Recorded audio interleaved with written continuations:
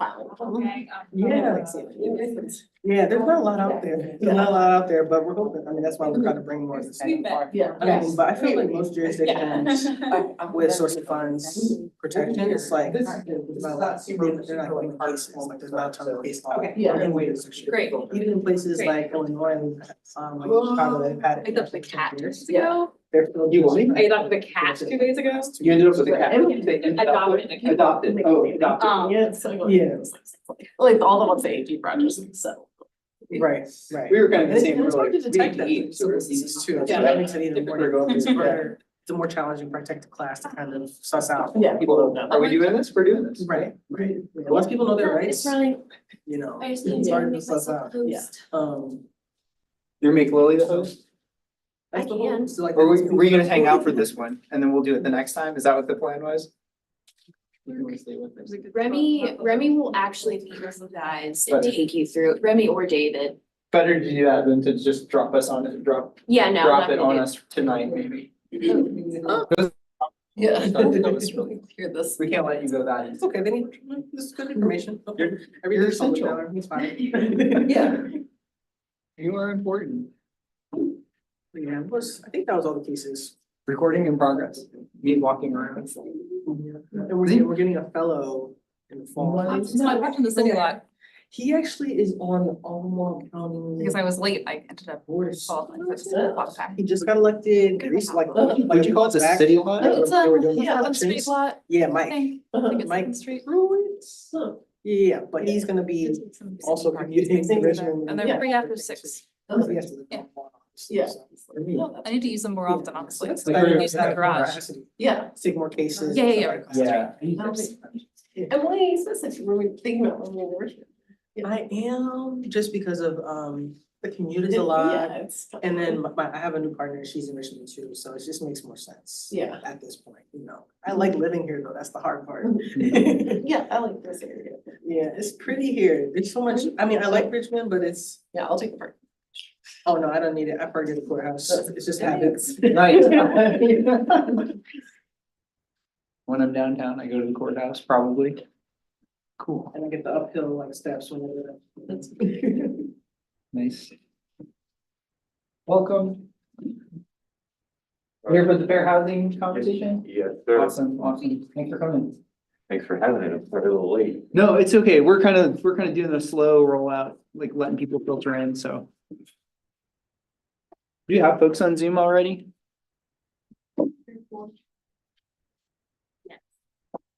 Cool. Welcome. Hi. You here for fair housing with us? I'm here with legal aid. Okay. I'm here just to see what happens. Okay, you're just, because you were gonna just sit in, right? Like, Yeah. okay. Just in mind. I think Katie said you were coming, I think. Yeah. Yeah. We won't put you on the spot. Thank you. You brought your presentation, right? You're up next. You're up first. You're from CBL, I guess? Yeah. Oh, I'm from, LAJC. The two Victoria. Yes, yeah, yeah. We spent one time with, Robin. Yeah. Because, Good to see Too you. bad we still don't have our Victoria. Then, you know. Oh, yeah. Oh, yes, yeah. Yes. Yeah. She's well, we saw her on Sunday, yeah. What she do? I didn't get a chance to ask her. She was moving around very quickly. She is working as a, like, she does technical ADA. She is field doing work good. stuff. That's cool. Oh, that's cool. So she started, she's in it now. Good. Good. I haven't had a chance to talk to her. Welcome.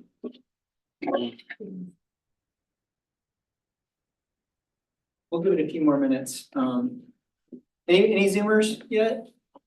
Caroline? There are a few. Okay. Welcome Zoom people. I think we have one person who just ran out to get some food, so maybe we'll wait to start until they get back. Does this seem reasonable? You got all the presentations all ready to go.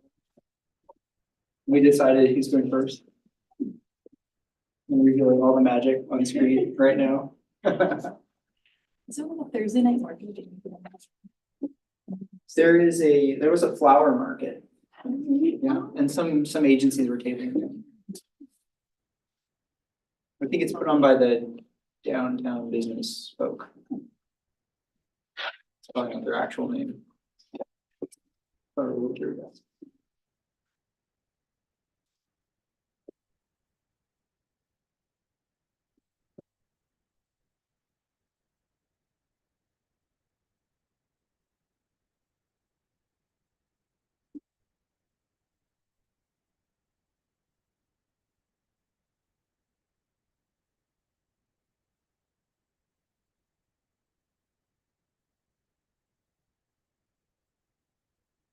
Shall I do like a little intro?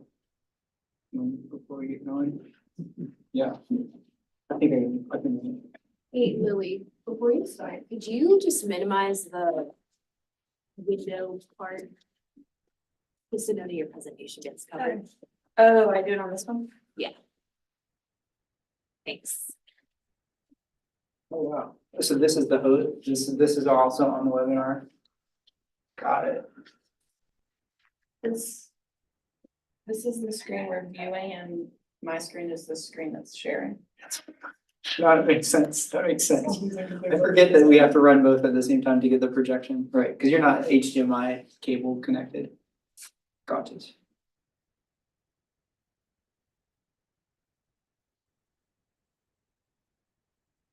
Well, should we get started, maybe? 6:06. They don't seem to be lining up at the door, but that's okay. Welcome, brave souls. You came this evening, Zoom people, hello, Zoom people, thank you for coming. My name is Todd Niemeyer, I'm the Director of the Human Rights Commission for the City of Charlottesville, and we are doing this presentation tonight because it's Fair Housing Month, is it not, April? And we've been thinking about this for a long time, a little bit of a collaborative effort with some of our friends from Home and some local housing lawyers to answer questions about fair housing issues. And so we wanted to do a little presentation about what Home does and some specifics about issues around fair housing that they have really delved into deeply. We're going to talk a little bit about what we do as an office to enforce fair housing locally. So what you'll hear from Mariah, and we'll introduce Mariah in a second, from Home, you'll also see kind of fleshed out at a local level in our presentation. And then at the end, we'll have some time to hear a little bit about other Virginia Landlord and Tenant Act questions and issues that you might want to know more about. So there'll be time to ask questions. I think maybe at the end. I think we'll save questions to the end since we have Zoom folks and it'd be hard to flop back and forth. But so if you have questions, save those and we'll get to them. But may I introduce you first, Mariah? So Mariah's going to start it off. Mariah Wilkins with Home, Housing Opportunities Made Equal. And we're going to talk about state and federal fair housing claims. And I'm going to get out of the way. Awesome. Thank you. With these here? Yes. Okay, cool. I think so. All right, thanks Todd for the introduction. Yeah. Everybody can hear me okay? Awesome. So like Todd said, I'm Brian Wilkins. I'm the Fair Housing Staff Attorney at Home of Virginia. We're gonna talk a little bit about Home and what we do as well, just to kind of get you oriented. Oh, the buttons are not working. All right, we'll try different.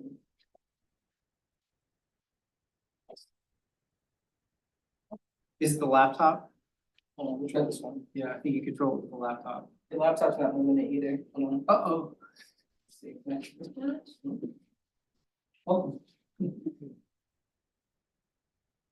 Oh, there we go. Okay, cool. All right, we're using the mouse now. All right, great. So a little bit about Home. So there's different pieces. So it's my office where we have a legal and enforcement and investigations team. If you think you face housing discrimination. And so we investigate in-house, we help people file complaints. We'll file in federal or state court if we think that's appropriate. But we have a whole intake team as well. So if people are facing discrimination, that comes to a whole comprehensive team that investigates, potentially does testing, which we can talk a little bit about later. And then we have myself and my boss, Brenda Castaneda, that brings the cases if we need to. The next part of Home is the home buyers, the home buyers program. Unfortunately, it's Richmond based, but it's a home buyers program. So if you're behind on your mortgage, if you're experiencing foreclosure, that's actually a statewide service that we provide. So if you know anybody that's experiencing foreclosure, especially if they're low income or having issues with property taxes, that's something that home can also help and get advice for as well. And then this last program is also Richmond based, is our mobility program where we help people place their vouchers. We're hoping to expand it beyond the Richmond area, so stay tuned for that. We're hoping to get grants for that, but it's a good resource because as you probably all know, it's pretty difficult to place vouchers and find affordable housing in general. So I think that's something that we need statewide and we're working on.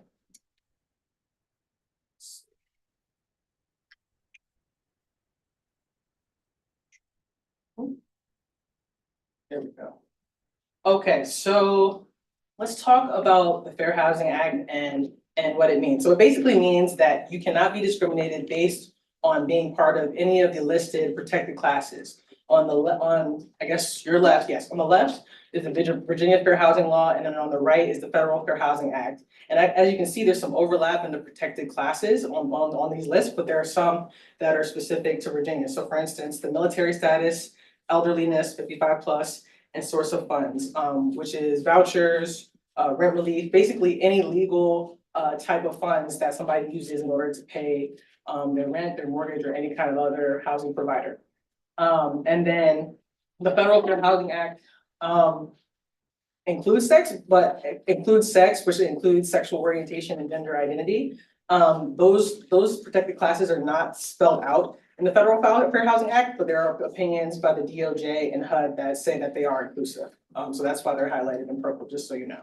So if you look it up, it's not going to be as blatant in the actual law and the statute, but those things are covered, just so you know. But they're in the Virginia Fair Housing Law, they're actually laid out specifically sexual orientation and gender identity.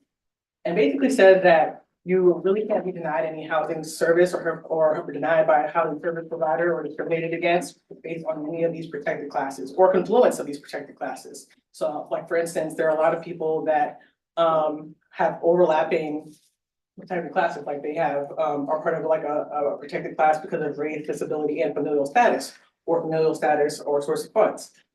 So there's a lot of different angles in which people can be discriminated against, and can kind of, you know, our team in our enforcement investigations team, we kind of look at it from all angles to see what's really going on there based on the facts that were presented and the experience of the client and the person that thinks that they've been discriminated.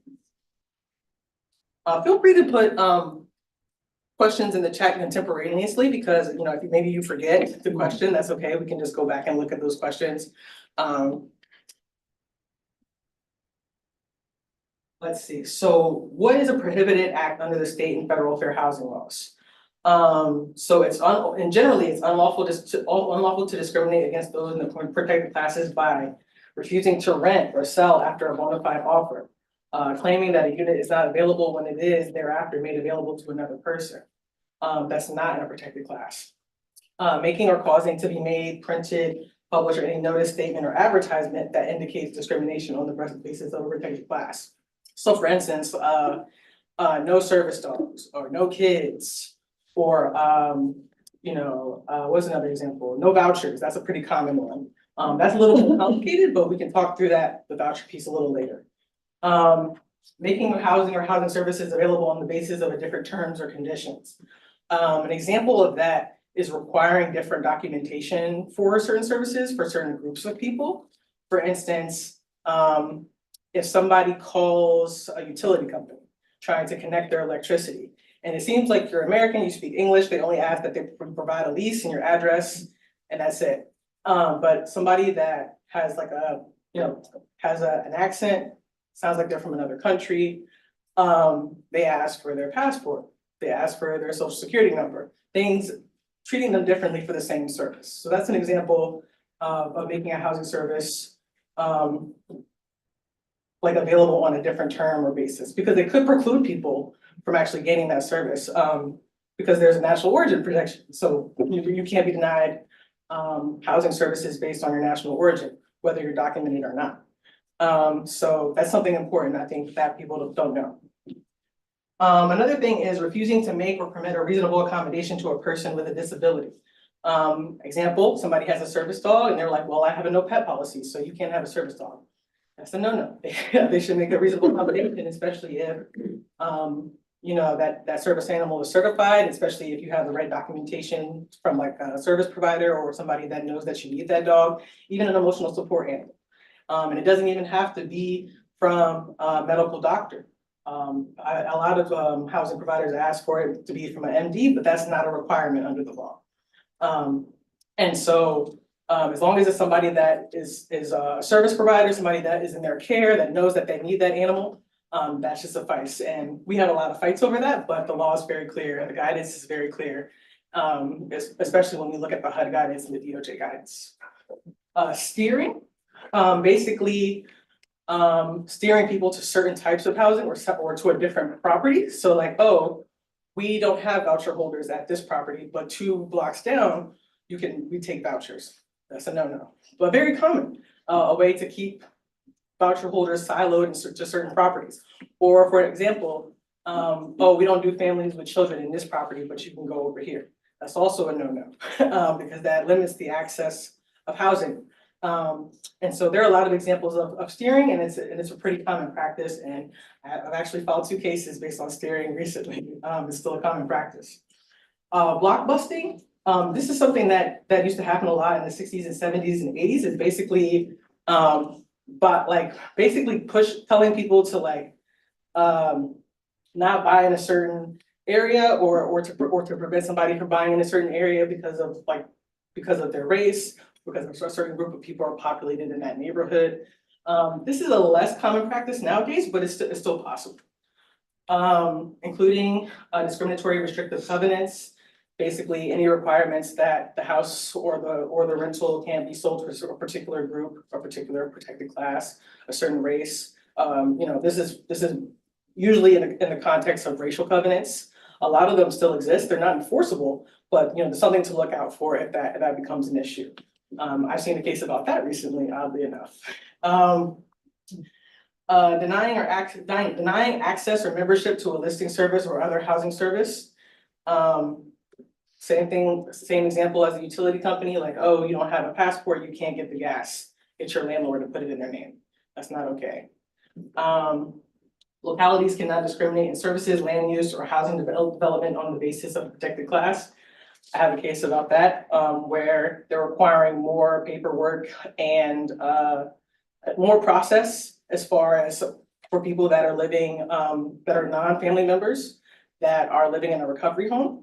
And that's discrimination based on disability, because people who are in recovery are deemed to have a disability. So that's an example of that. We have a court case in Powhatan about that right now. That's public knowledge, so I can share that.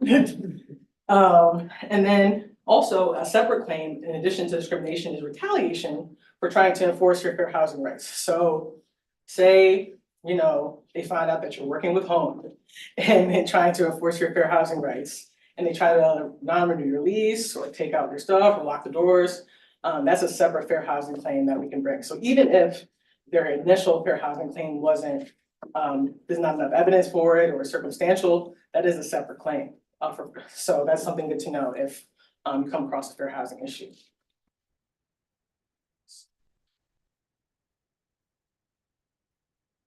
Another good thing to know is people associated with those in a protected class are covered by the fair housing law. So people, and also people that, so I'll start with the first one. So for instance, there was a case where the landlord didn't like this Black family, and so they went on to evict them. And then thereafter, there was a white family that Black family was friends with, and then since they were associated with them and friends, they also evicted them as well. And so in this case, you know, although that family is white, they were harmed because of the discriminatory practices of the landlord. So that person, all those folks have a claim. The white family, the Black family, they have a claim because they're all aggrieved persons in the situation.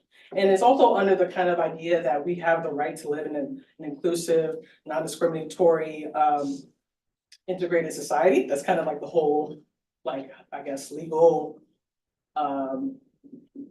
like legislative history, if you will, of it, is like, that's how we create inclusive societies, is like, we're all aggrieved if we can't really be equitable and inclusive. And then again, then people that a housing or housing service provider believe are members of a protected class, even if they are not actually in that protected class. Now, I know that sounds strange, but I've had a case like that recently as well. So, this is also public as well. This case has since settled, but, there was a family from Iran, and they, were Christians, but their neighbors didn't think they were Christians. They thought they were Muslims. And, based on like just looking at them, even though they had, they said, oh, we want to live in Lynchburg, we want to be in the community, like our kids go to Liberty, and they were profiling them based on like their purported religion and maybe even national origin, unless that's what we argue. And so that's kind of an example of like your perceived religion, your perceived race, your perceived disability even. And so that's something to keep in mind as well.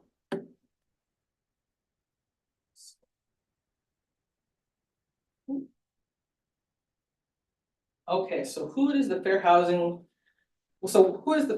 law like apply to in Virginia and as far as the federal fair housing law? So these are the list of exceptions, and they can be kind of intricate. And I know it's probably hard to navigate, so if you have any questions, just reach out to me and Brenda. We kind of would walk you through like, okay, this person is exempt, this person is not, or this landlord is exempt, the property management is not, So everyone, for Virginia, everyone except single family homes where owner owns 3 or fewer such residences.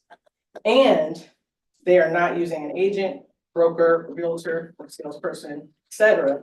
And they have not made or published a discriminatory ad or notice, and they're not themselves a realtor.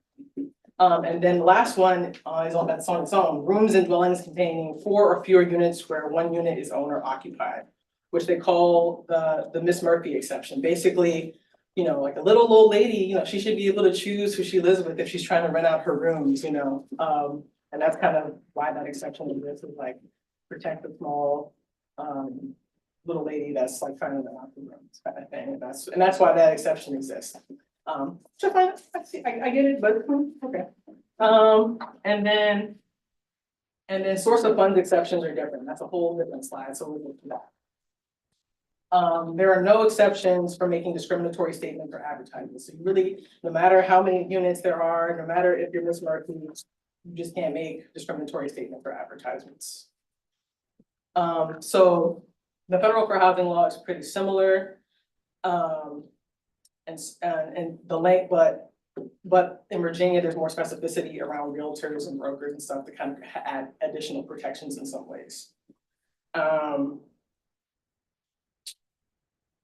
As far as except for, so like realtors and brokers are covered under the Federal Fair Housing Act, but the piece about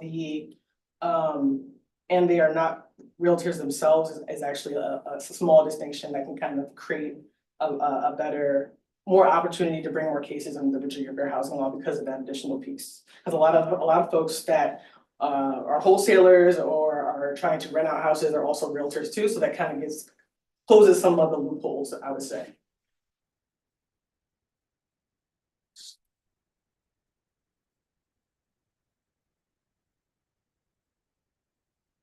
Okay. So one of the common types of discrimination I see in my work is disability discrimination. I think that's one of the more common protected classes that we see struggle in trying to enforce their rights. And so we wanted to give some examples of disability discrimination. So refusing to allow or charging a pet fee to allow a service animal or an emotional support animal on the property. Requiring an extra deposit for a wheelchair or motorized scooter in case the device comes in. Refusing to allow a tenant to widen their existing door to accommodate their wheelchair, excuse me. Refusing to grant an accommodation for a tenant to break their lease without penalty if they can no longer live alone. And requiring a tenant to pay extra for an accessible parking space. So these are just some examples of some common examples, I would say, of disability discrimination, and there are a ton more, but I think these are some of the most common. Okay, so reasonable accommodations. So these are kind of the vehicle in which you can kind of enforce your disability rights as far as the Fair Housing Act. This is probably just a step up, like a step above, maybe like a demand letter more generally, to have the landlord change their practices or change their posture. This is a kind of a way to kind of like assert your rights, to affirmatively say, I have a disability and can you please accommodate me, and this is why I need it, you know? And that's kind of like pretty much a simple way to frame that you need some accommodation in your housing. And if you go to HOME's website, homeofva.org, we have a bunch of examples of reasonable accommodations if anybody's curious. But the formal definition of reasonable accommodation is change, exception, or adjustment of rules and policies or procedures for a person with a disability. And so you would ask for this ideally in writing, so it's just basically a letter basically explaining why you need an accommodation in your housing, like, hi, I have a service dog, I need to be accommodated and not have to pay the pet fee. Hi, I have an emotional support animal, I need to be accommodated in order to have my emotional support animal. I need a grab bar in my shower because I now am not able to get up. You know, that's a modification, so that's a sign, sorry. But those are just a couple examples of things that would be reasonable accommodations. Any cost, as long as they are reasonable, associated with the reasonable accommodation is the responsibility of the landlord, housing provider, or homeowner association. You cannot be charged a fee for your reasonable accommodation. And that's important.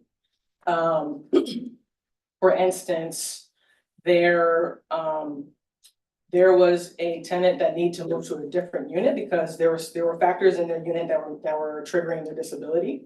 And so they charged them a transfer fee to go to a different unit. That doesn't fly. That doesn't fly, because they need to be accommodated and they're protected under fair housing law, and they shouldn't be charged a fee for that. Now, with modifications, there are times, since they're modifying the property, there's times where people have to pay, but that's different, that's a different scenario. But in the reasonable accommodation, where it's a change in the rules, policies, and procedures as opposed to the structure, they shouldn't have to pay anything. Some examples of reasonable accommodation requests: waiving a pet fee, like I said, allowing a tenant to break their lease without penalty, and allowing a tenant to pay at a later date without late fees if they receive SSDI or SSI. And that's a big one, because a lot of people get paid based on a random date, or I think it's for your birthday. So sometimes that's on the 15th, sometimes that's on the 17th, and they really can't control when it comes. And so I would write a reasonable accommodation for a client saying that I need to be allowed to pay at this date when my SSDI comes without incurring a late fee. Because that's a big issue, is like if you're on a fixed income, right? And all you get is the SSDI or SSI. You know, do you have any extra for late fees? And a lot of people get behind, and then they're at risk of eviction because they can't afford the late fees that have incurred because of the date that their SSDI payment comes. And so yeah, that's a really common problem, but you know, case law and cases that have been brought by law firms up and down the East Coast have shown that it's a pretty blatant thing that you just need to accommodate. And I give it to you. However, I do have at least 2 or 3 open cases that have this scenario where the landlord doesn't want to accommodate, and so we'll go to bed. Let me know if I'm going a little too fast. I hope my pitch is okay. Okay, so reasonable modifications. This is the grab bar example. So a reasonable modification is a structural or physical change to the inside or outside of a unit or common area. So reasonable modifications need to be done in writing to the landlord or housing provider. An email is fine. In private housing, the tenant may be responsible for costs related to the reasonable modification. It's just going to be fact dependent and depend on the cost. If it's like $50, like, okay, you might have to eat that, just as a landlord. But if it's something like in the hundreds, there may be an instance where the tenant might have to pay a portion or the full amount. In federally financed housing, however, any costs associated with the modifications are the responsibility of the landlord. So that's good to know in the public housing context or the project-based context. Some other examples of a reasonable modification request are the grab bars, installing a ramp into a building, widening the doorway, like I said, lowering the entry threshold of a unit, modifying doorknobs to levers for someone with mobility impairment. Those are just a few examples of reasonable modifications. Okay, wow, this is a hefty slide, sorry y'all. So there are special rules for certain buildings as far as standards, disability standards or disability access standards. So there are special rules that apply to buildings just after 1991, as far as physical modifications. I think that's kind of in the weeds, we don't need to go into that too much. So one key thing is that the providers must alter policies or practices, e.g. Grant a reasonable accommodation without a request if the disability is apparent or known to them. Or after a request if not apparent. So if somebody's clearly in a wheelchair, they shouldn't be have to ask their doctor or provider like, hey, can you show that I need to have a ramp? Like, it's clear that they need either a modification or accommodation in some way if their disability is blatant. Common issues are landlords cannot require the request to come in a particular form. Landlords often have onerous forms that make people divulge the details of their disability. And the law just doesn't require that. And that's also invasive of people's medical information. It's just not necessary in order to be accommodated. And so, a letter or something that you actually submit, as long as it describes succinctly that I have a disability, what you need and why you need it, and that can easily be like 4 to 5 sentences. I think that suffices. They don't need to fill out onerous forms. The landlord cannot go on an extensive fishing expedition through the tenant's medical history or details of the disability beyond what is needed to make the accommodation. But the landlord may require confirmation from a medical provider or other service provider, reasonably take steps to verify the documentation. So they're allowed to verify the letters and whatever you provide as information, but they can't ask for like more details. Like, are you sure you need the service animal? Or, what is it like? Because there's a lot of landlords that really, especially in the emotional support animal realm, a lot of landlords really don't take it seriously because it's not a service dog that is usually trained, but they still are equal under the law. So they can't really decide on their own that that person doesn't have a disability. An accommodation request can be made at any time. So it doesn't have to be before you move in or right when you move in. It can be at any time. You can even make them after an eviction proceeding if it's necessary. The accommodation must be reasonable and must not constitute a fundamental program alteration for the landlord or impose an undue financial burden. So here the example is it a request to grant a voucher to a public housing tenant a fundamental alteration? Actually, that's kind of a question up in the air that we kind of fight about a lot. But a more straightforward example is if there is somebody that has a disability and they request that the landlord provides shuttle service, even though they don't provide shuttle service for any other tenant or normally, they can't, that's not reasonable. Like you can't just ask like, hey, I need to get to the grocery store, so you need to accommodate me. I mean, I wish it was that easy, but that's just not the case. So that's just an example of something that would be considered maybe unreasonable. If the accommodation is not granted, the landlord must engage in an interactive process with the tenant to figure out how they can be accommodated. So they can't just get the letter and just say no. They need to kind of engage in a process, an iterative process, and a collaborative process with the tenant and meeting their advocates to figure out how they can be accommodated for their disability. They can't just be like no and like make them go away. That's not how it works.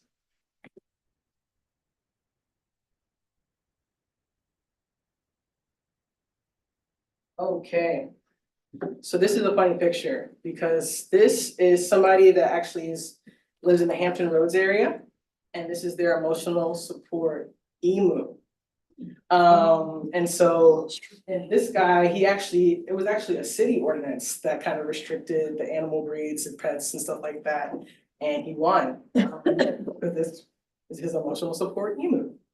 I know that's a pretty extreme, I think most people are not gonna have emus, I know landlords get scared about that, but it's just an example of like, if it's legitimate and you can prove, and you have enough legal proof and have a reasonable accommodation that's specific enough about why you need that animal, you can keep your animal, whether it's an emotional support animal or a service animal. Speaking of that, what's the difference? So I talked a little bit about it earlier, but service animals are often trained in May, but don't have to have some sort of certification and provide a service to the individual.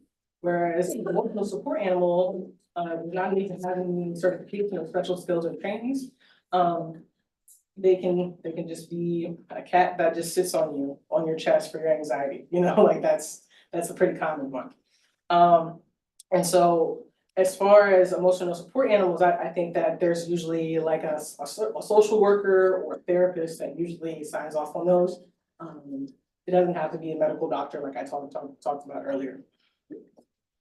Landlords must allow tenants to have either a service or emotional support animal. There's no difference in legal analysis in terms of FHA coverage. However, it is easier for the tenant to prove the necessity of a service animal since they may have paperwork available. So that's just something that you keep in mind when you're trying to advocate for yourself, and then also if you feel like you've come across a discrimination issue. But that's something that at least I've been able to overcome as far as emotional support animals. Landlords must waive any pet fees or extra deposits for documented service or emotional support animals. Like I talked about earlier, landlords are like leery of requests for emotional support animals. They may question the actual necessity or be mistrustful of online therapists that prescribe ESAs, but that's not for them to decide. And so, you know, otherwise you kind of can get in some trouble. You know, if people decide to force the rates. And then, but again, they can't require onerous documentation or fish through medical records. A supporting document from a therapist or other mental health provider should be sufficient. Landlords can't require that a medical doctor sign the certification. And then if you check the statute, you can see a pretty extensive list of the type of providers that can provide a reasonable accommodation letter for somebody. So it's pretty expansive. Almost anybody that helps you can pretty much, you know, vouch for you in some way, within reason, obviously. Okay, so I said we would talk a little bit more about source of funds. So earlier we talked about the exceptions. What the source of funds is its own set of exceptions. But one thing I will mention is, I think I mentioned this earlier, but it's not just vouchers. As far as source of funds protections, it's the rent relief program, it's SSDI. It's basically any like legal funds that a tenant receives to pay their bills, whether it's a utility bill or a housing bill. It needs to be accepted, and they can't discriminate based on the use of those funds. So the common issue that we see in the source of funds context is that, you know, somebody will have a voucher, but that landlord will have an income requirement, so like 2 or 3 times the rent, and that's fine. But as long as they're doing 2 or 3 times the tenant's portion. So if the housing authority is paying $1,800 and the tenant is paying $200, the landlord can only require the tenant to make 3 times that $200, so $600 a month in order, and that makes and make them eligible. They can't do any other kind of calculation. I've seen subtraction, I've seen division, I've seen all types of other ways to calculate income eligibility based on 3 or 2 times the rent. But the straightforward way is like just look at the tenant's portion and multiply that, and when looking at their income.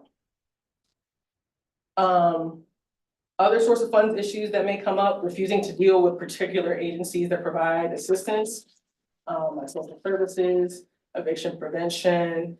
I've seen it where people don't like certain housing authorities, so they will try not to take their vouchers. That's not okay either. So those are just some examples of some other source of funds issues that can come up. Another source of funds discrimination issue is imposing different terms or conditions based on where the funds are coming from. So like higher security deposits for voucher holders or significantly different amounts for voucher holders.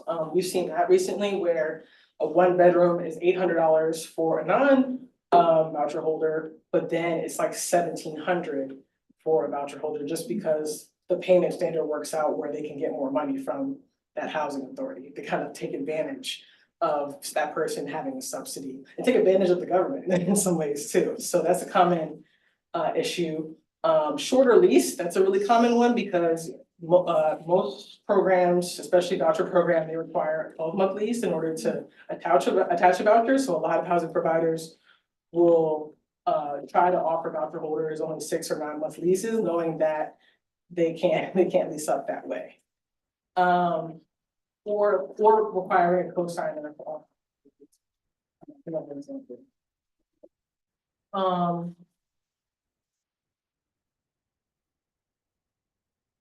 So when can a housing provider lawfully reject a tenant based on source of income? If the funds take more than 15 days to be approved. So, but I will say that can't be the fault of the landlord.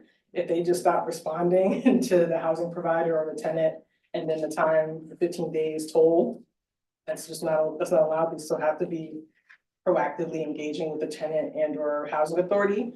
But if it really takes too long, the housing authority backed up or whatever happened, and the landlord was vigilant in trying to get them leased up, after 15 days, they can reject the tenant. And then if the landlord owns or has ownership interest in 4 or fewer rental units, regardless of whether they employ a management agent. So this is a slightly different than the other exceptions, but it basically means that, you know, if somebody is renting out like a single family home and that's the only home they rent, they don't have to accept the voucher. But it's tricky because a lot of, I guess, wholesale single family home owners, they'll have LLCs for each individual single family home. And so if you come across somebody that may be experiencing source of funds discrimination and they're renting out a house, we can definitely do some research to see if they actually only own one home or if they're just a bunch of shell LLCs that they have in order to skirt the law. Hopefully all that made sense. I'm kind of going a little fast because I want Todd and everybody else to be able to present. How am I doing on time, Todd? See, it's 6:42, so Oh my, okay. it's okay. Yours is the most dense in terms of information, so keep on. All right, I'm gonna kind of go through this kind of quickly. So there's a few ways in which you can assert your fair housing rights. You can bring an administrative claim or you can file a court case. If you want to file an administrative claim, you have 1 year from the last discriminatory act in order to file either with HUD or the Virginia Fair Housing Office. And here are some steps. The slides will be available, but you submit a complaint. An investigator conducts an investigation where they do interviews, collect documents. You can submit additional evidence. They may suggest a conciliation, which is basically like a mediation in order to get it resolved. If the complaint is not settled and the agency makes a finding of discrimination, then the Attorney General's office will basically take on the case, and they basically have to take on that case to civil enforcement. And then I'll just go to the next one. If you want, you can go to court, you can sue instead. And that statute of limitations, you have 2 years from the last discriminatory act in order to file it in state or federal court. Yeah, and here's just like a, oh man, I went too far, hold on. Oh man, I don't know how to go back. Give me 1 second, I'm sorry, y'all. I don't use a Mac, so I'm sorry. There we go. Okay, so this is just like a pros and cons list as far as the admin process versus the court process. I think you all will get the slides so you can kind of go through this. The admin process is probably easier for people that are doing it individually and then don't necessarily have an attorney or other type of advocate, especially since HUD or VFHO will do the investigation for you. Whereas if you do a lawsuit, you kind of have to do more of a legwork and investigation on your end and then file in court and then have to navigate all that. So if, I think the admin process is probably a little easier for like a layperson. But either way, if you have any of these issues, home is able to help with either type. If we think it's appropriate, and we can advise you on which one makes more sense for your facts and your case, because it's all individualized.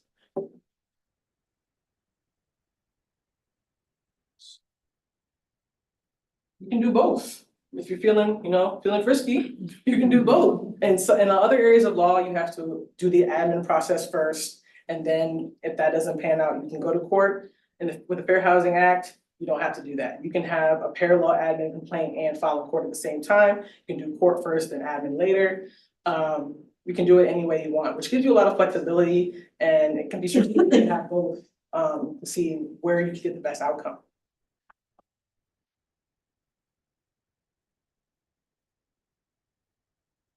Okay, so this is a little, can you see that? Oh.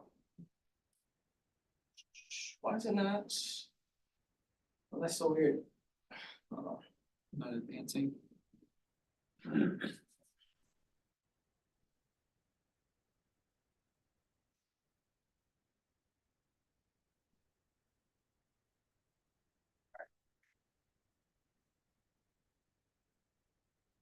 What's happening to it, Mariah?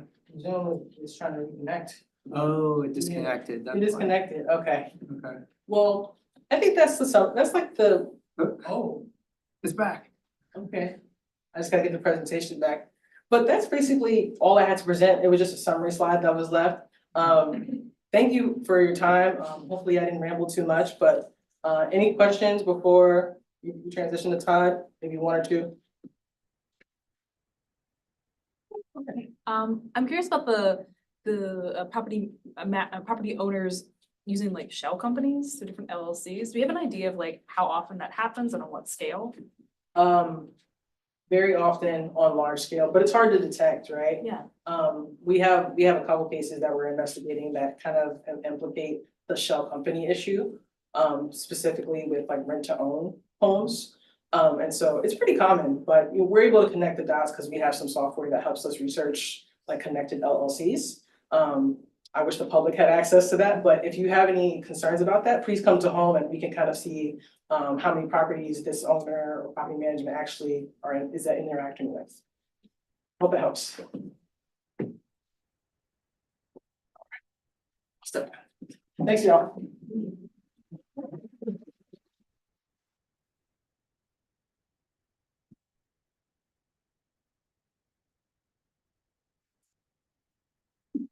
Right, that was a great summary. Thank you for that. So I guess, Lily, you're gonna pull up the human rights presentation. If it works. Technology. Yeah. I'm pretty good. I learned some things, a little bit about what you all do. So maybe I'll ask you the question while Lily's working on this. Sure. So you guys, like the distinction between the administrative processes, which is kind of what we're also doing on a local level. Right. As we're the state and federal level. You all are just doing the lawsuit end of it, right? So that's people can come to you directly with a discrimination Yeah, complaint. and we'll do admin complaints too. So I'll And you remember, can help people file those. yeah, we'll help people file those. And then if we think it's appropriate, I'll help them make conciliations and help them with that process too. Wow, Just like a court case. So I'll go to any length in either setting. that's great. So you would be working in partnership with them while they're going through like a HUD process or Virginia Fair Housing Office process. Yeah, it's often easier if they have some kind of advocate that is kind of familiar with it. Mhm. And if we have the capacity to, we will. That's really great. That's really great. Another question for you, and I saw the statute of limitations for filing being 2 years from the date of the incident. Is it true that that gets told during the period of an admin process? Yes, Yeah, yes, okay. yes. So if the admin process goes on for 2 years and then that would have like taken you out of the statute of limitations, otherwise you still get that time. Yeah, so as long until that admin process officially closes, Right. yeah, Yeah. so basically the time Time. it stops. So like the time, like the incident happens, clock starts, admin process starts, clock stops and then it restarts again after it's closed. Right. That's pretty cool. Yeah, important. Very important, yeah, because sometimes the admin processes can take a long time. Yeah, we're Yeah. waiting on VFHO and HUD to do their investigation. Who knows how long that'll take, Right. but it Yeah. can be frustrating, but Yeah. you know, Yep. Cool. Wow. Perfect timing. Yeah. You want to jump up there? You want to tag team? Sometimes you tag team. Okay, so my name is Lily. I work with the Charlottesville Office of Human Rights with Todd. And we're just giving you an overview of local fair housing protections that sort of in some ways overlap and in some ways differ from what Mariah shared with us.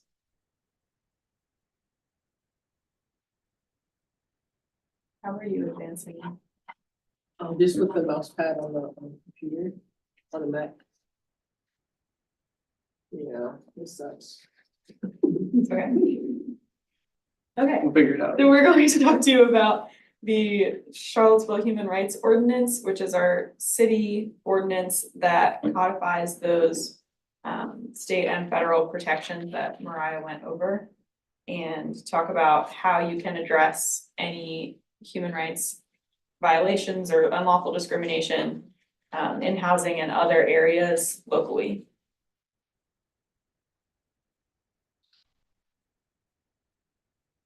So these are some of the laws that protect civil rights at various levels, including the state and federal levels. These pertain to housing, but also the other protected activities that are covered by the Charlottesville Human Rights Ordinance. Does anybody have any questions about those? I'm not gonna go into all of them without any questions, but if you want something specific answered, we can address that.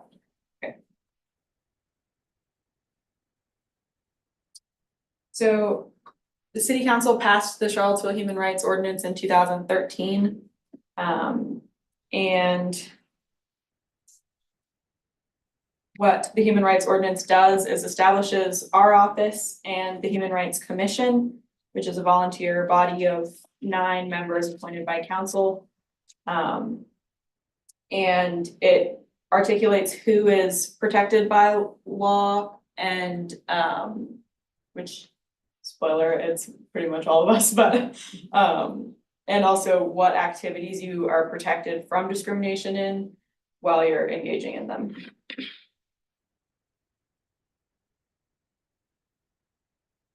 So we use the same categories that Mariah went over. The same facets of your identity are protected by the Charlottesville Human Rights Ordinance. So discrimination is the denial of an opportunity while engaging in a protected activity, which this event is focused on housing, but under the Charlottesville Human Rights Ordinance, we also protect employment, credit, public accommodations, and private education. So discrimination is when you're participating in one of these activities and you're denied an opportunity or you're treated differently because of a protected aspect of your identity. We roll from there? Yeah. Cool.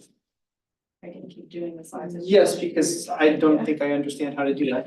Thanks for doing that. So, so that's a good introduction. Again, kind of the point being that we're covering the same things that Home is covering, but for other protected activities as well. And so the Office of Human Rights can receive complaints of discrimination in our office, so we can do things like mediation, conciliation agreements, as well as investigations and rendering of findings. So it is akin to what Mariah was talking about as an admin process at the state or federal level. We can do that locally. We also do community outreach. Here's community outreach. We're doing it right now. We do that about things like the specifics of what we cover, but we also do community outreach in town just to let people know that we exist and that they can file complaints with us. We also support our Human Rights Commission. We provide administrative and sort of institutional support for the Human Rights Commission, and that's the body appointed by City Council to advise them on human rights issues. So this is a very small snapshot of what happens when you file a complaint. Initially, what happens is we will receive what basically what the grievance is, right? So it's not a complaint until it opens up as a formal case, but we'll take a look at what you present, make sure that it has a protected activity, a protected class, and the harm that you experienced is connected to both of those things. And also has to be jurisdictional, has to have happened within the city limits of Charlottesville, which sometimes are a little bit tricky to figure out. So, but we take a look at all that during the intake assessment. If all those criteria are met and you filed within the appropriate time frame for housing that's within 365 days of the incident, then we can open a case and we can do all those things that we just talked about. We can do informal dialogue, investigation, mediation, or conciliation. I should say, this diagram applies to all of our protected classes. Our ordinance currently doesn't state that we can do informal dialogue for housing, but we're gonna add that back in because it used to be in there and we made some changes and it got left out. So we're gonna put that back in to make sure we can still do that as well. Because sometimes things can settle really quite easily, and that's really ultimately what this process is about, is what does resolution look like? What does resolution look like for the person who's experienced harm? And it's different for each situation. So what is the Human Rights Commission? So it's a 9-member appointed body by city council, and their primary duty is to advise council on human rights issues. They do have a role in individual complaints of discrimination in the sense that if we do an investigation and render a finding, we render a finding of what we call no reasonable cause, meaning we dismiss the case because the evidence didn't show that discrimination occurred, the complainant has the right to appeal that to the commission. So the commission would then review the decision and the evidence and decide whether to uphold the decision or overturn it and send it back and say, you need to do something better about that. They also can, when we have in the reading of the current ordinance, if we have a finding of reasonable cause, they can also elect to hold a public hearing about it. The kind of complicated thing about public hearings for the commission is that they don't really have a lot of power to do anything. They can hear and agree and say, we recommend that these things happen, but they can't enforce, they can't impose a fine, they can't issue injunctive orders. That's stuff that happens only in the court. However, in housing cases, and this doesn't apply specifically to the commission, people can bypass the commission entirely because we're in a process right now to enter into a federal work share with HUD. And so we've added a bunch of the federal statutes into our local ordinance. And one of those is that when there's a finding of reasonable cause, much like you talked about with the Attorney General's office, if there's a finding of reasonable cause and either party says, we don't want your administrative public hearing, we want this settled in court, then the city has to file on behalf of the complainant in civil action on behalf of the complainant. And regardless of that, if there's a finding of reasonable cause, the city should begin the proceedings, even if a public hearing might occur, but if at any point the complainant or respondent says, no, end of this public hearing stuff, we want to go to court, it goes to court. So just important, but that's only for housing. So that's an important aspect to keep in mind. In addition to all that, the Human Rights Commission also can do community outreach, and mostly what they do, they hold public meetings every third Thursday of the month, which are publicly accessible. People can bring systemic issues to the commission, which they can then refer up to city council if it requires, say a policy change, or in the case of bigger issues that need state legislative change, they can also advocate that council bring this up in their own legislative agenda to the General Assembly each year. So powerful things, if you know of things that are systemic issues, bring them to the commission because we're always looking for feedback and community input on those ideas. Yes, and what are systemic issues? Yeah, so I already did that slide, didn't I? Yeah. But other ways that they can address, besides advising city council on city policies and state legislation, just like what we said, bring them to the commission. Sometimes people, community groups and individuals will send us a letter and say, hey, commission, this is going on in the community. We're advocating for this. Would you support that? The commission can also choose to sign on to letters like that. And again, do community outreach in the community. It's got a little bit repetitive slide, isn't it? The thing to know about this is that what we don't want to happen in a Human Rights Commission meeting is for somebody to sort of like lay out an individual complaint, because we want to respect the confidentiality of that process until it needs to go beyond just the knowledge of the individual, the respondent, and the investigating body. So we ask that people don't bring their individual complaints, bring those to the office so that we can handle those confidential. But yeah, we have a newsletter. You can subscribe to that if you'd like. Also, the slides for all of this, if you would like them, I can share them with you. Just either if you're on Zoom, you can send a message with your email address and I'll email them to you, or if you're here, just let me know. And I can get you that information so you can reference back all of this dense information later. I think that's mostly, it. I don't know, you asked for questions at the end of yours. Do you have any questions for us about our processes or any of the things about the commissioner office that we can share? Cool. Thanks. And I guess we'll move on to talking about the Virginia Residential Landlord and Tenant Act. We've been talking so much about fair housing stuff, but there's other issues that occur with landlords and tenants, and Victoria is gonna talk a little bit about that. Can I pull this? You can pull the website up, On, yes. Yeah. From. and I'm gonna get out of the way. Thanks. Awesome. Thank you. You can do the, like, the screen and all that. Okay. Awesome, thank you. So I'm Victoria Horak. I'm an attorney at the Legal Aid Justice Center. I used to work with Mariah. We are a civil legal aid. That means we provide free legal services to people in non-criminal matters who are income qualified. So for us, that's below 200% of the poverty level. We have a couple of programs, one of which is housing and consumer justice. That's what I work in. We also serve people whose children are having educational issues. We serve immigrants who are having like immigration issues. We serve people who are having issues with their public benefits. And we have a civil rights and racial justice program that advocates for that's sort of the civil side of the rights of people who've been incarcerated and tries to break down some of the barriers that exist in our society. And I should say there are 2 civil legal aids in Charlottesville. The other one is CVLAS. They have a representative here, that's Central Virginia Legal Aid. She's also named Victoria, so it makes it really easy to just look for a Victoria, and one of us is at Legal Aid. We cover Charlottesville, Albemarle, Greene, Flavanna, Nelson, and Louisa counties in this area, but we also have offices in Richmond, Petersburg, Northern Virginia, and some of our programs are statewide. So we do have a lot of those areas. CVLAS covers similar areas in Central Virginia. I'm gonna take a second just to do some tech and pull up, so we have some handouts on our website that tell people about their tenant rights.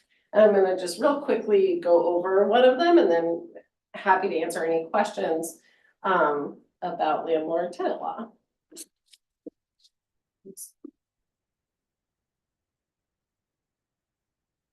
Just opened up the Los Alamos Jewish Center, so let me just get up our own website. That's not, that's the different LAJC, apparently. I'm also like not as familiar with that. You can find all of our resources at www.justice4all.org.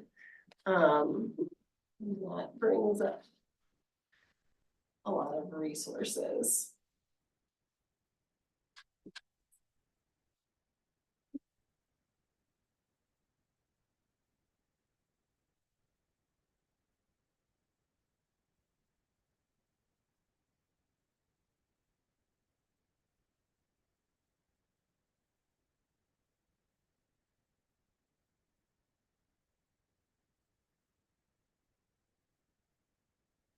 Let me share.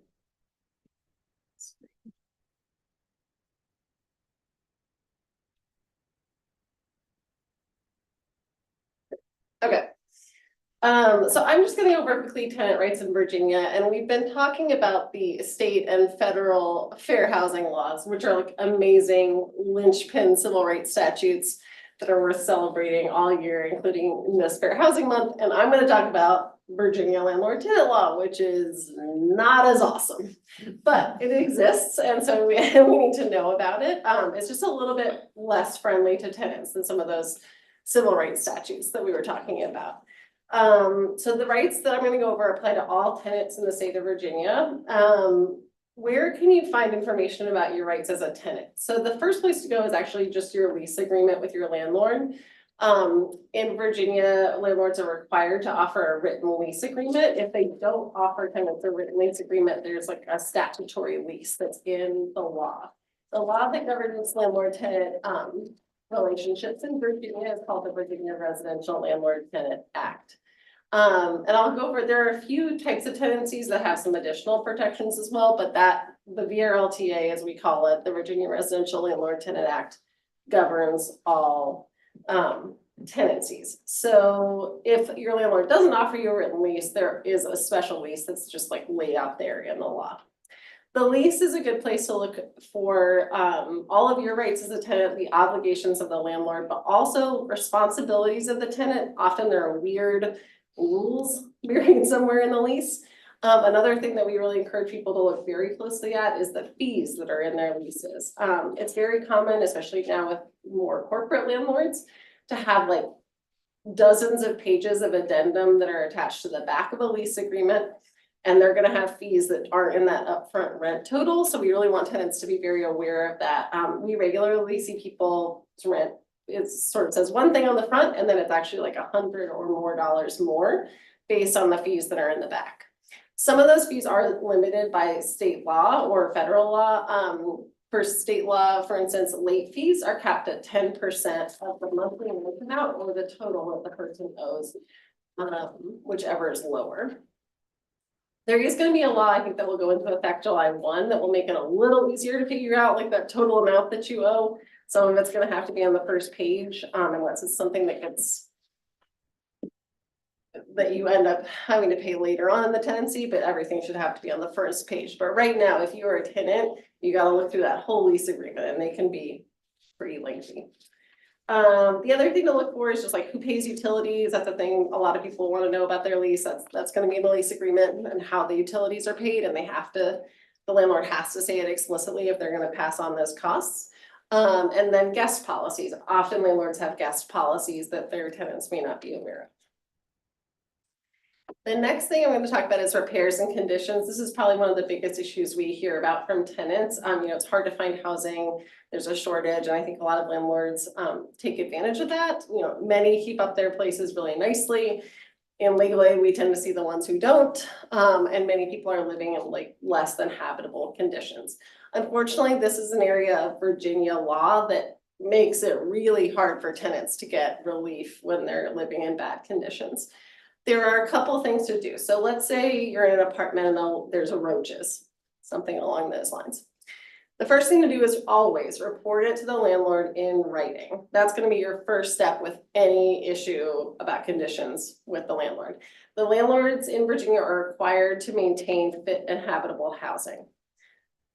The problem is, how do you enforce that if they're not doing it? So the first thing you do is report it to the landlord in writing. Keep a copy of however you report it. Then if they haven't done it, you have a couple options. One is to file suit in state court. You can go to general district court, which is the lowest level of court in Virginia. The Charlottesville one is just sort of right up here on Market Street, and you can file what's called a tenant's assertion. So after you give them notice in writing, you wait a reasonable period of time. That can be sort of 2 weeks, 30 days. And then you file this lawsuit and there's a hearing. You have to be entirely up to date on your rent. So you can't be late at all or behind on rent in order to file this lawsuit. And then you have to pay all of your rent ongoing as it becomes due into the court in escrow. So there's a couple like procedural hurdles to filing that one. But if you file it, you have a hearing in front of a judge, and the judge can order that like you get some of your rent back. They could cancel the lease if that's what you want, and they can order the landlord to make repairs. Another option is called tenant's remedy by repair. And what that one is you could hire your own licensed professional to fix the problem. Again, first you have to give notice in writing, then if your landlord hasn't fixed the problem, in 2 weeks, you can hire a licensed professional to fix the problem. So let's say it's like a plumbing issue, you could hire a licensed plumber to fix the problem, keep the receipt, and later you can deduct that amount from your rent. But that amount is capped at $1,500 or your rent amount, whichever of those two is greater. The other option that's not actually on this sheet is that if it's really bad and you actually just wanna move, you can give your landlord a notice that says like, if you don't fix this in 21 days, I'm terminating the lease in 30 days and I'm gonna move out. And we recommend that, but only if you're willing to actually move, because it can be hard to find alternate housing. There's also a little bit of a note about security deposits here.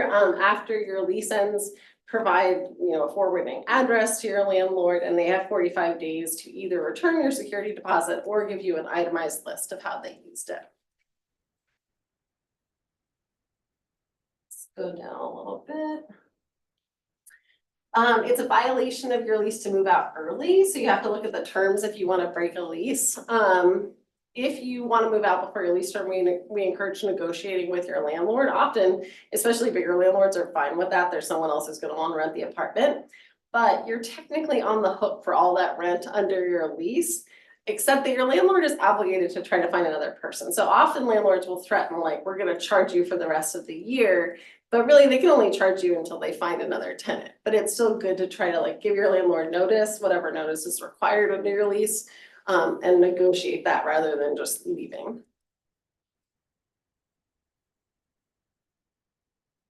Let's see, I'm also gonna real quickly go over the steps of an eviction process. That's one of the things we most often help tenants with, is if they're facing eviction. Unfortunately, in Virginia, eviction is a really common problem for tenants. We have a really high eviction rate as a state.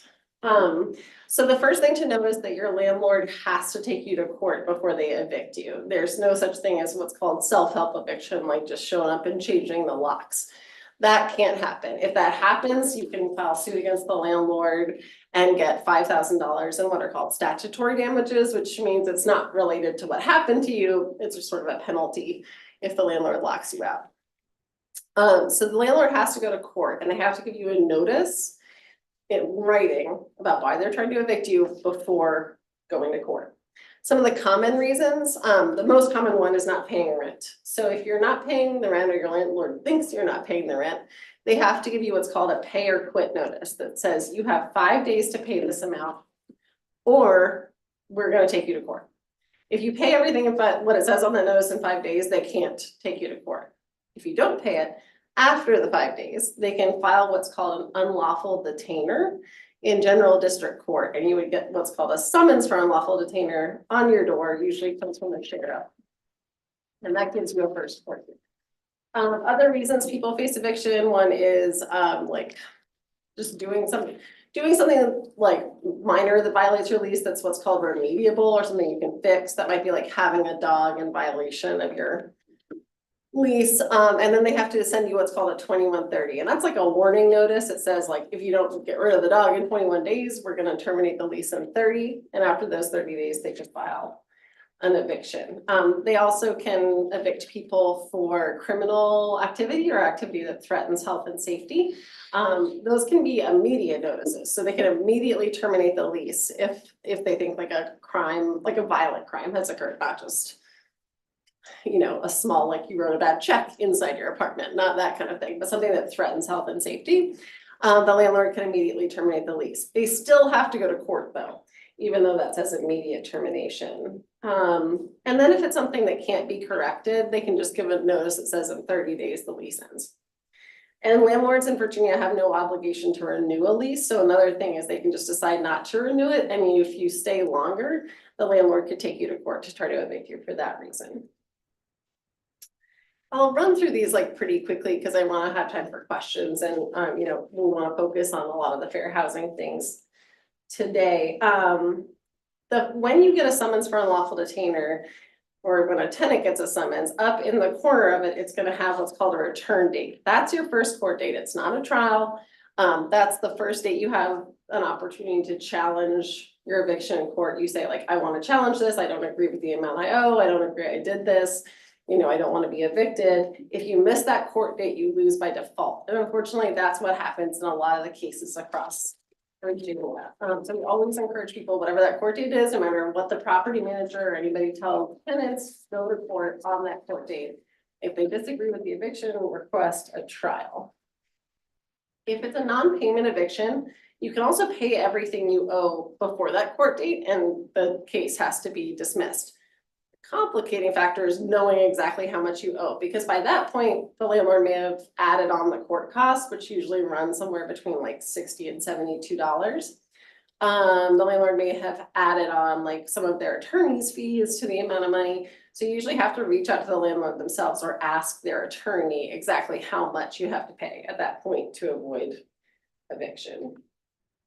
If you do go to that court date and ask for a trial, the trial gets set later, usually between like 2 and 4 weeks later. At the trial, that's both sides' opportunity to tell their side of the story. If you lose the trial, you have about 10 days to appeal the case. Otherwise, after that 10-day period, that's when your landlord could get what is called a writ of eviction and come with the sheriff and lock the door. So the whole process from start to finish usually takes probably at least 2 months or so. From the point that you get the first notice until a sheriff could actually show up at the door. And that is a little bit dependent on the court system. If the tenant wins their case, nothing happens and everybody goes back to being landlord and tenant. There's also a right to appeal cases, but it's only 10 days. So if you lose a case of eviction, you can appeal it to the circuit court. But unfortunately, you only have 10 days to do that. And if it's a case for rent, you have to pay a bond of everything that you owe into the court in order to appeal it. So that can be kind of a large hurdle. There's also a way to get a case reheard if you did miss that first court date for a good reason, like let's say you're in the hospital, something like that. You could have 30 days to have the case reheard. Even if tenants lose evictions that are related to rent, they have until 48 hours before the sheriff actually comes to lock them out to pay everything they owe and avoid having that sheriff lockout. This is also tricky because the amount they have to pay is confusing. It's not necessarily like the court judgment amount because it could be any rent. It could include rent that's come due since then. And so that's another area where people need to ask their landlord in writing for the amount that they owe. Just a couple things with overlap with the fair housing discussion, like Mariah was saying, you can ask for a reasonable accommodation at any point in this process. And some of the areas we see fair housing come up in evictions is something like you own an assistance animal and your landlord's trying to evict you for having the assistance animal. Even like after the court date, you could say, this is an assistance animal, and that you might still have a fair housing claim. You can also bring it as a defense to an eviction. So let's say they're trying to evict you because you have kids and the landlord doesn't allow kids. Well, that's a violation of the Fair Housing Act to have that kind of rule. So you could say it's a defense in your eviction case. You would also, I mean, we would definitely encourage you to call home or call us at that point in those types of cases. And like I said, there's some additional rights that some tenants have in Virginia. Tenants in public housing and tenants who have housing choice or Section 8 vouchers. Those people will have some additional rights over what I talked about because they have those federal subsidies. And the other thing is people who live in manufactured home parks and they own the home and just rent the land the home is on, there's additional rights for those tenants too. So that's a really quick overview. We have a lot of resources on our website, many other forms other than this one. And we have lawyers in this area who can help you. We don't have a lawyer necessarily for everybody, but we'll assess the case. Our intake phone number is 434-977-0553, and you can find all our information on our website. The best time for tenants to call us is if they've been sued in court, and I don't know if CVLAS can call. We'd like tenants to call us as soon as they get a lease. Okay. We're reviewing leases right now. Oh, Like, cool. before you sign it, we will review it before you put your signature on it. Yeah, that's awesome. Yeah, so you can call CVLAS just to review the lease. So that's like a different one. And we're located on Preston Avenue here in Charlottesville, 1000 Preston, and CVLAS is on Water Street. Yes. So Well, I'm happy to take any questions anyone has or questions for other folks too. I have a question. How many days do we need to, provide the, eviction notice to, a landlord? So sometimes they require us to give 60-day or 90-day notice before the leave, even though we have a lease for 1 year. So it is known actually when we need to leave, it's because the lease ends, but they still ask 60 or 90-day notice.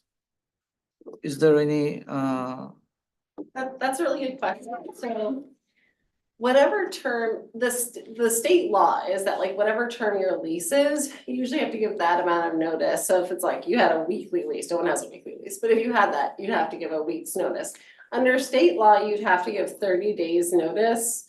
Well, actually, the lease just ends normally. But a lot of leases have auto renew provisions, so it says like unless you give us X amount of time notice, it's gonna automatically renew for some period of time. Some leases that's month to month, and so you would have to give the 30-day notice. Other leases might be, it auto renews for a year, and so then you have to give 60 days notice. So unfortunately, it's something that you have to like look at your very specific lease agreement to see what time period you have. Probably what happened if the date, like, let's say you signed a 1-year lease agreement, and it ended on, March 31st. Then after that time period, like, and let's say you stay through April and then you want to move out at the end of May, and you haven't signed a new 1-year lease, 30 days notice. It's complicated though, and it usually is dependent on the specific lease. so if I, if it's required to give 90-day notice, but if I'm late and give the notice in 60 days, then they want to switch to a month-to-month payment. On top of it, they want to double charge for the other month, even though I say I'm going to leave at the end of the lease. And if I attempt to leave, they still want me to pay the month based on 30-day notice, because the other 30-day falls into the next period, That's a really good question. So this is a really common practice of landlords right now. I think they are wrong to try to charge you more for this. Landlords have to give you 60 days notice of like, before the end of your lease term of a rent increase. But the way landlords get around it is that like, if the end of the termination, at the end of the lease is coming up, they'll give you a 30-day notice. But often, I don't even see any notice of these month-to-month charges. They just sort of say like, as soon as your lease expires, you're month-to-month, and the rent is higher for month-to-month tenants. I personally think that is unlawful under the state statute. They'd have to give you more notice. That being said, landlords do it all the time, and I haven't brought that issue in front of a judge. So in some ways, that's gonna be an issue where you can pay it and it may be wrong.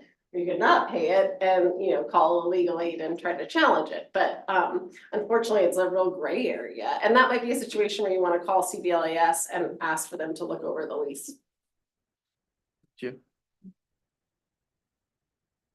you. Anyone else have questions? I don't know if they're in Zoom. Questions for any of us or? Yeah, see nothing in the chat. Yeah, again, call us if you need help with your landlord tenant issues. Thanks.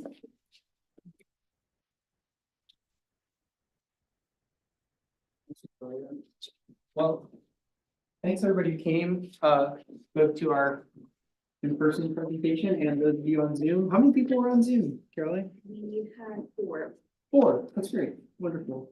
Well, if you don't have any more questions, thanks for coming. And you know how to reach out. We have our brochures out on the table as you come in under the screen there. So if you'd like to, as you come into this room, so there's 2 sets of brochures out there, a fair housing brochure as well as our general human rights brochure. You're welcome to take those if you want our contact information. Ryan's got some cards. I think I have some in my pocket. Anyway, thanks for coming, and hope that this is informative to you. Okay,